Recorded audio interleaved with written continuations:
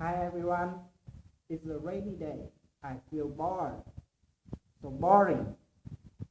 Now I'm going to tell you about my favorite training day last week on the Temple of Literatures. The training day, the I had a wonderful training day um, last week. Saturday last week on the Temple of Literatures. You know, the Temple of Literature is was the first university of Vietnam. Was built in 1070 under the Lý dynasty. Um, in 1070, King Lý Thánh Tông erected several important monuments, including the Temple of Literatures. The Temple of Literature was built to honor the Confucius, the founders of Confucianism.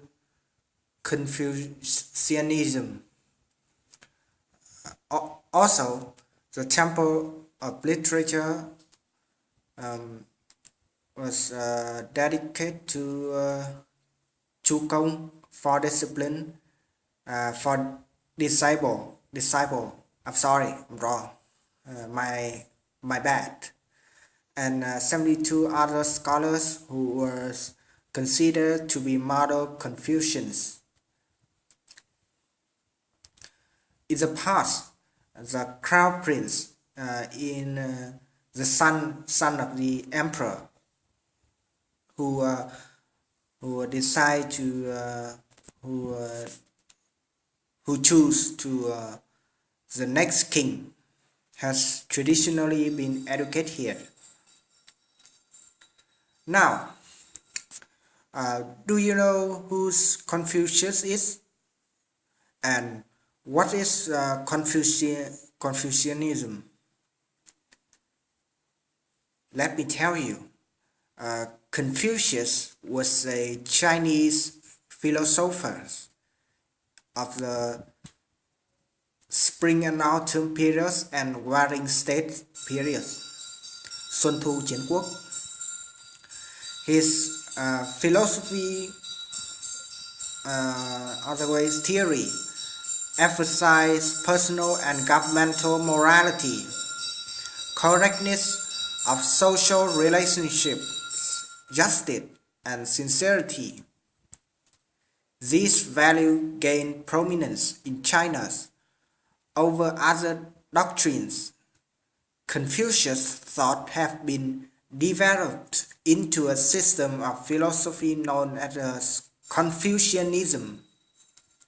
He puts the greatest emphasis on the importance of study, and it is the Chinese character for study, and that opens the text. In this respect, he is seen by the Chinese people as the greatest master. And Confucianism is a system of philosophies was developed by Confucius. It's focus on the morality of one person.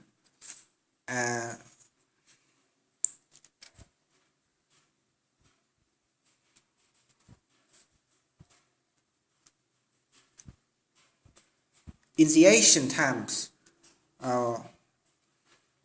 when people follow the Confucian educational system, literature was everything they had to study on.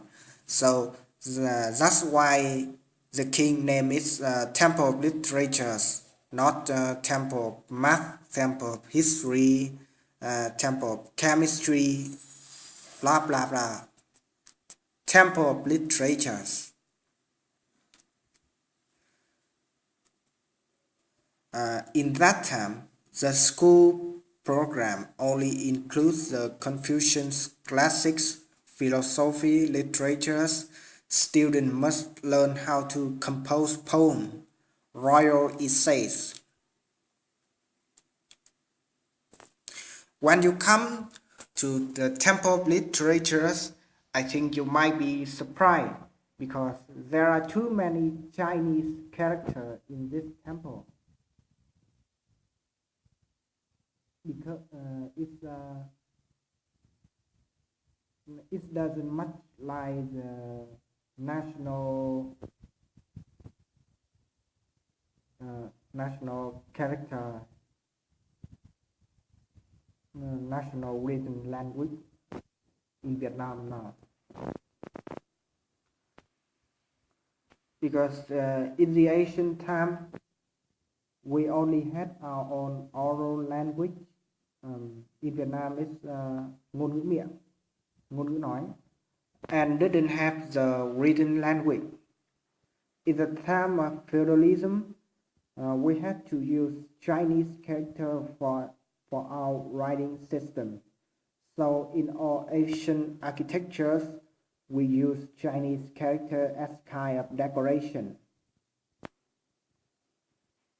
The present written language was invented in 16th century when there were a couple of missionaries from the Western came to Vietnam, and they had to think of an easy way to transform the Catholic theory and introduce to Vietnam. Under the French domination, this writing system was developed and promoted through whole country.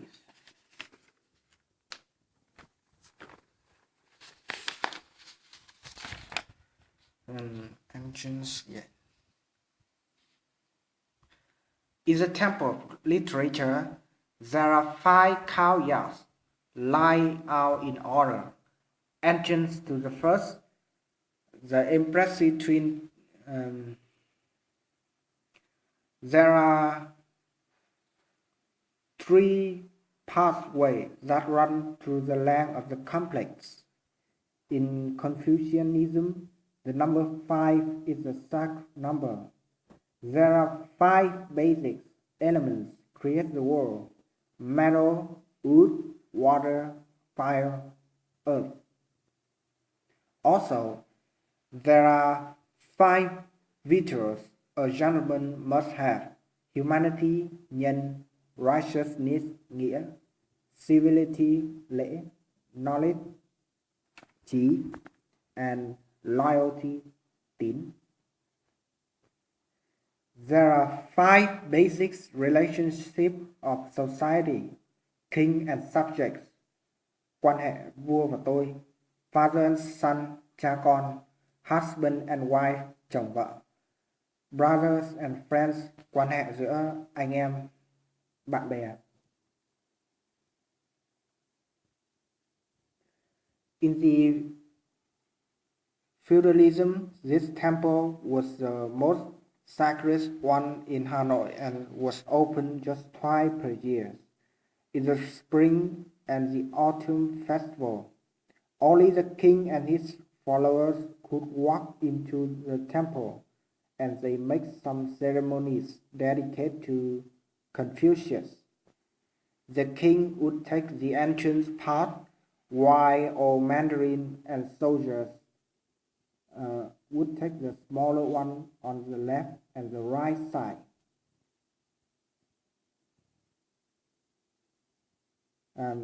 In 1947, Quốc Tử Giám was destroyed by the French. Thought having gone through lost restoration work, the temple still retained its very original shape to be one of the visit-worthy sightseeings of Hanoi, captivating to a huge number of tourists elsewhere. Now we move to the middle gate.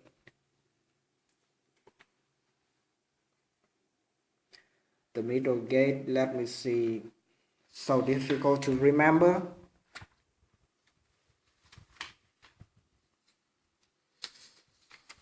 I write so much.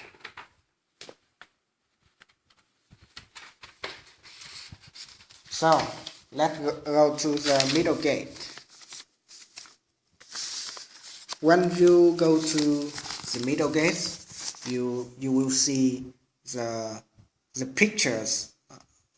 The picture has two calves with one jaws. Carp is a kind of fish. It symbolizes for the hard way of students who want to be Mandarin of the country, serve their king.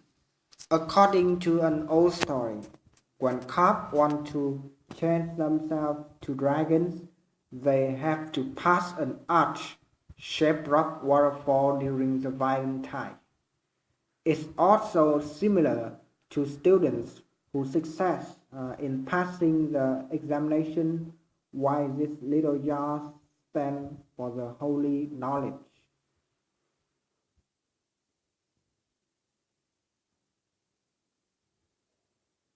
In the middle gate, there are also two smaller gates next to the main entrance, the main gate. The two side gates named Virtue, Đức, and Talent, Tài. Since the ancient time, they have been considered to be most important qualities of a successful student in our education system.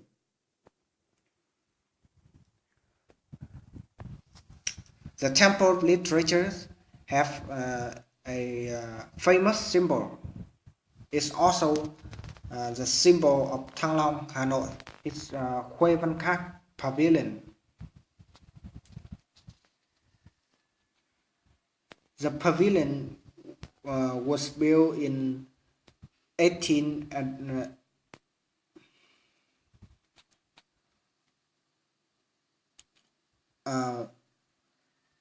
1805 under Nguyen Dynasty, and now is considered to be a symbol of Hanoi, like I said before. By the end of 17th century, the capital was moved to Huế by Nguyen Dynasty, the last dynasty of Vietnamese feudalism. The Nguyen king also removed a lot of royal palace in Hanoi and transferred to Huế, the capital of Vietnam under the Nguyen dynasty. Finally, they decide to destroy the imperial wall citadel and use these bricks to build a wall surrounding this temple, turn it into the last reminder of a former royal families in Hanoi. There's also a temple of literature in Huế. It's much smaller, this one, but the architecture and purpose are exactly the same.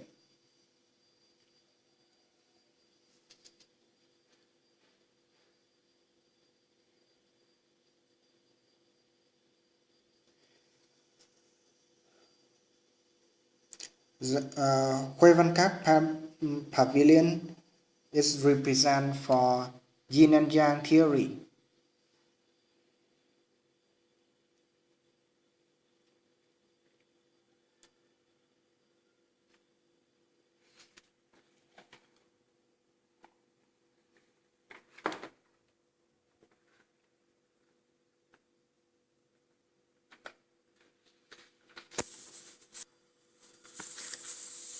In order for the student to pass through the gate to the next level of knowledge, the virtues and talents of the first stage must be joined to excel the literary expression.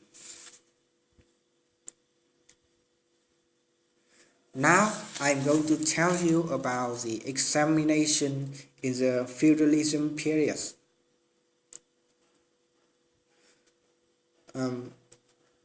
Do you know how the exam, how much important I'm sorry.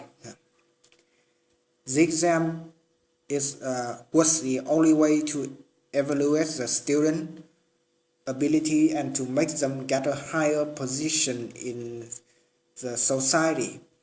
Besides, the three-step examination process could take several years, so many students in the old days spent much of their efforts pursuing the exam. There are three-step exam.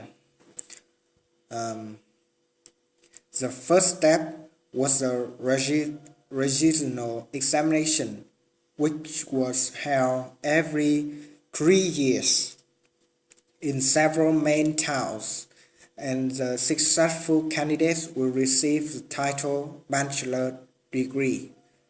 The regional examination means kỳ thi hương. The second step, those who passed the first step then came to Hanoi to sit for the second exam, called national exam, which happened in the next 3-4 years. It was 4-part examination. A candidate had to pass each part in sequence in order to qualify to sit for the following part. They have to show their profound knowledge of Confucian books, to write a royal essays, to compose poems in Chinese character, to comment on how to solve problems facing the country. Those who complete all four were conferred the title of doctor and invited to the royal palace for the palace examination. The third step, called palace examination, all new doctors had to answer questions that were given directly from the king. The king then ranked the doctors in 3 groups, and the top 3 successful candidates of the highest ranking group.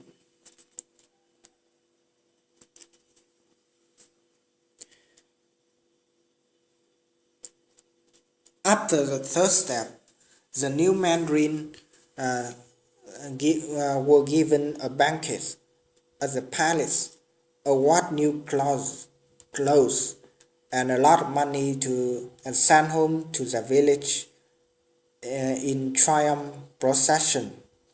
Later on, they would come back to the capital and work for the royal cause as a Mandarin. Just such as the advisor on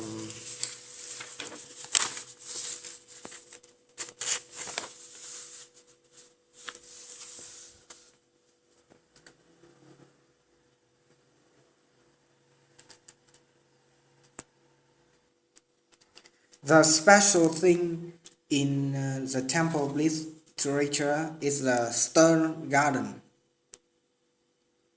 The first stone was built in 1484. The king's idea to build stone stair, which bore the name all successful students, so that their names would last forever in the country history. It's the biggest pride for all of them and their family. And then when their offspring visits this temple, whenever they see their ancestral name, they would be proud and studying harder.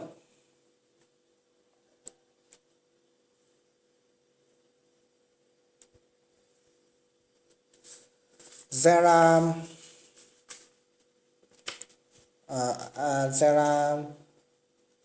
150 still. 100. There are 150 still in this temple, but during the wartime, a lot of them was destroyed. So today, there are only 82 stairs left. The content is the same, but the size and decoration style are quite different. The reason is they were carved in different periods. Group 1, the earliest stair, dating to the 15th century, a smaller stair with very simple decorations. Group 2, the 16th century stairs are a little bit bigger and were carved a little bit more delicately. Group 3, the 17th and 18th century, the biggest stair, more beautiful design.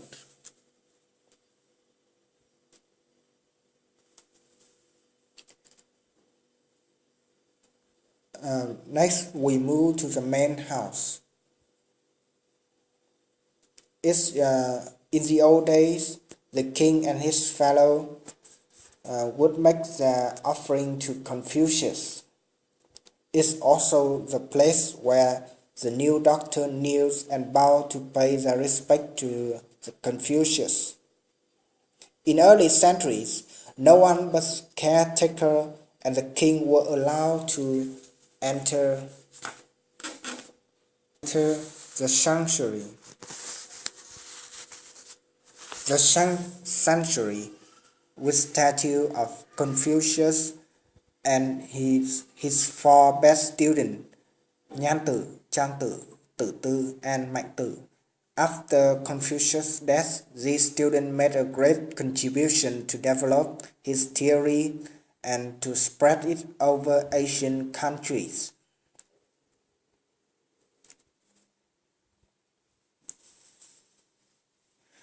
The Confucianism was introduced into Vietnam quite early, together with the Chinese domination which lasts for 1000 years before 938.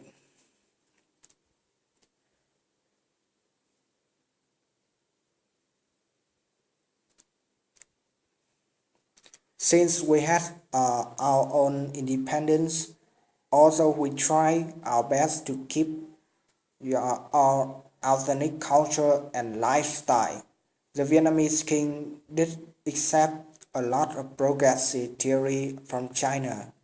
They practiced Confucianism to establish the new and young royal cause in Vietnam.